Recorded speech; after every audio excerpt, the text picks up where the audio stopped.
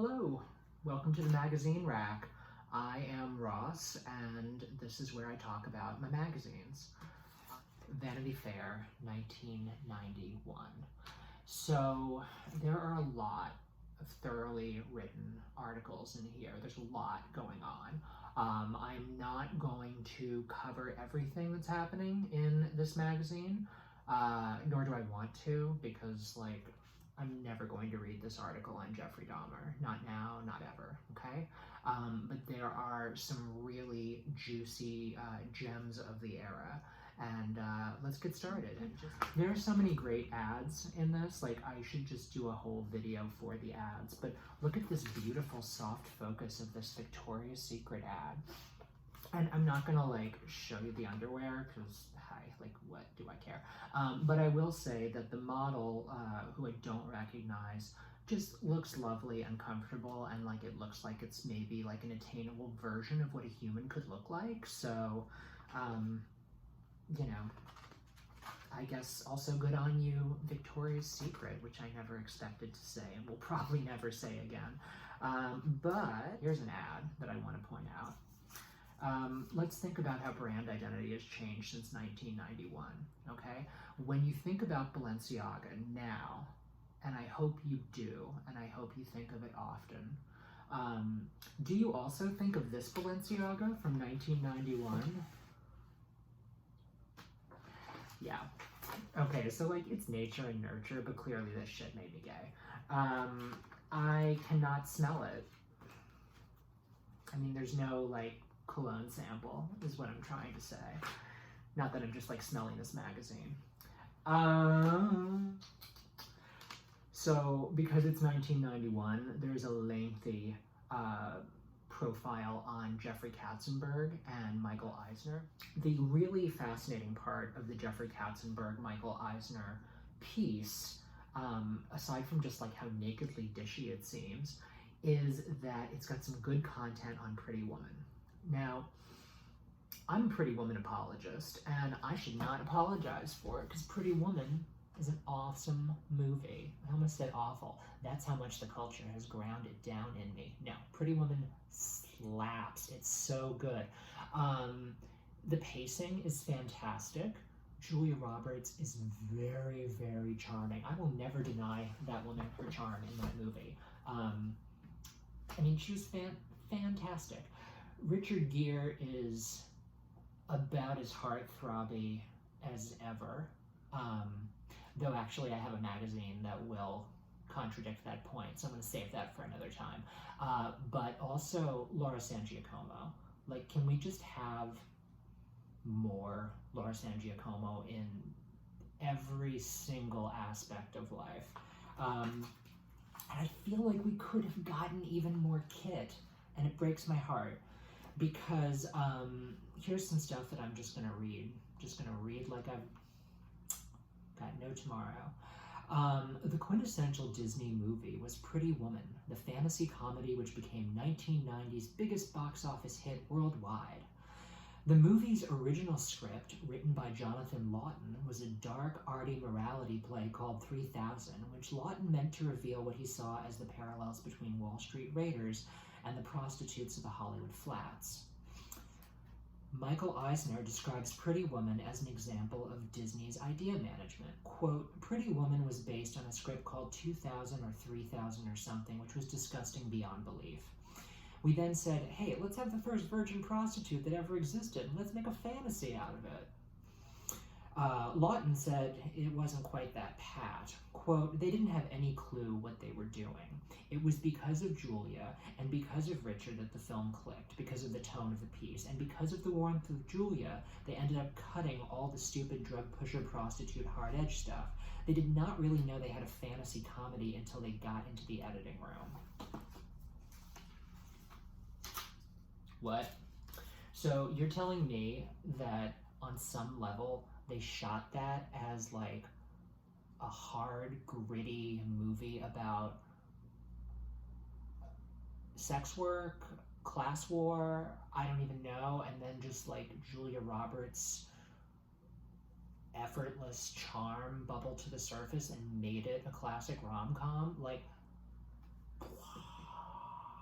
Okay, so here's the thing though, because if that's the case, that means that all that dark stuff, you know that was the kit content. You know that was the Laura San Giacomo Pretty Woman 2 that we need. So I'm just saying, I haven't looked into whether or not the Criterion Collection has reissued Pretty Woman with bonus features, but that's the extra content I need. I'm going to get into the Warren Beatty thing because it's kind of a thing, but first I'm going to show you Nicolette Sheridan in 1991.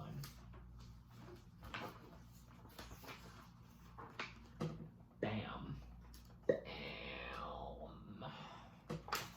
That's how you do it, okay? And what a way to be introduced in a Vanity Fair profile. Nicolette Sheridan is a solid drop of California nectar. Would that we all were. Yeah, I think she'll make it. I think she will. God damn it, there's boots.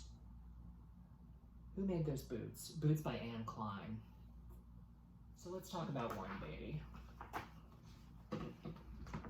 Warren Beatty is fascinating to me on a few levels. One, he's gorgeous. And if you're like, oh, I guess Warren Beatty is kind of hot, like, you're not really paying attention. Oh, if only you had photographic evidence. Boom, I do. It's a book called Shirley and Warren, and if Warren Beatty alone was not everything you need, just never forget that his sister is Shirley fucking MacLaine, okay? Hi. Like, the end. So there are a lot of Shirley MacLaine pictures I could show in here. Again, for another time, she's endlessly, but I've just flagged just like any Warren Beatty picture. I mean, just linger on it. Here is, I don't even know if I'm going to be able to flip to them fast enough. Like, that's the sort of like, oh, the vapors thing that Warren Beatty pictures can still do. Here's Warren Beatty feeding ducklings with a young Joan Collins. You're welcome. I guess they had a thing. Okay, so like Warren Beatty had a thing with a lot of people. Like, that's kind of a joke. So I won't read you this very long list of women that he is rumored to have slept with, but it's most of this column. But he's kind of a gentleman about it, which I appreciate, and clearly I don't understand because I'm like naming names, right? But, you know, this is not something I came up with. Again, you can blame Vanity Fair, November 1991. But also, I want to focus on who's doing the interview, but not like focus too deeply because I don't care about him. It was Norman Mailer.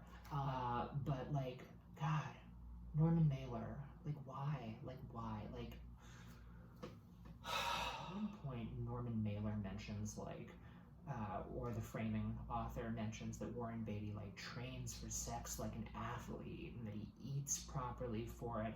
And like, I want to know what the Warren Beatty sex diet is and like what's in it and why is it not flying off the shelves. So it's probably very much of its era. It's probably a lot of like eggs.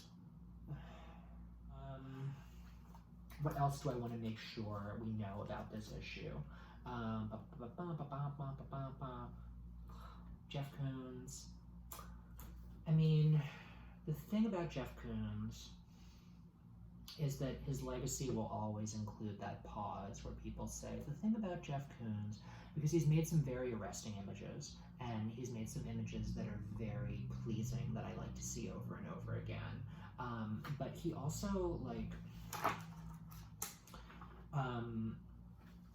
he's talking in this article about the child he is about to have with his wife, who is an Italian politician and also pornographic actress that he has kind of identified as his muse. And he says something that I know doesn't sound possessive and gross in his head, but I'm a very happy man, Koons said. I'm very, very happy. And the sculpture I am most interested in is our child. I don't believe that marble bust I made is my way to enter the realm of the eternal.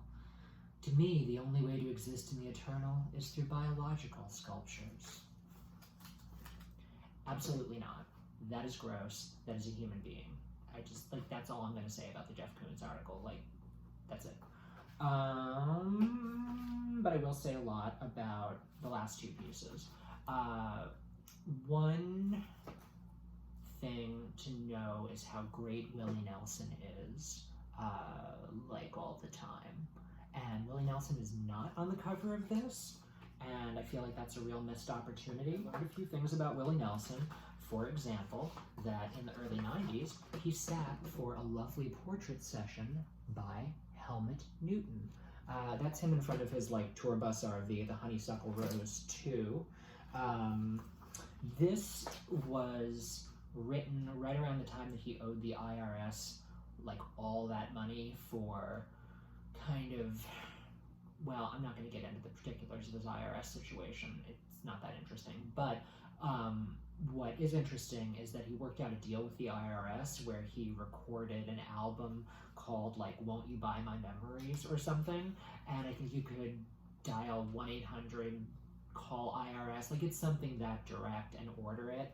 And he did, like, TV spots for it. And I think that's a really smart way to pay off your tax debt. So that's in there. Other things I learned about Willie Nelson.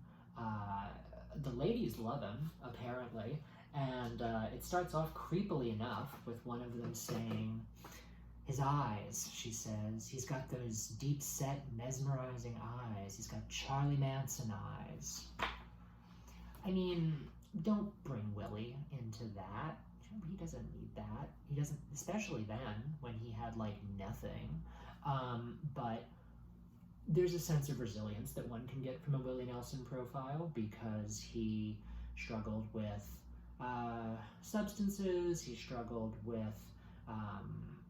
not having enough money. He, I guess at one point, tried pig farming, and that didn't work out. Like, the pig farm burned down, which is just the saddest of country songs.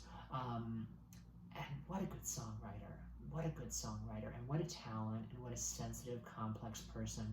They don't really hit the weed angle as hard as I thought they would, which is kind of a surprise.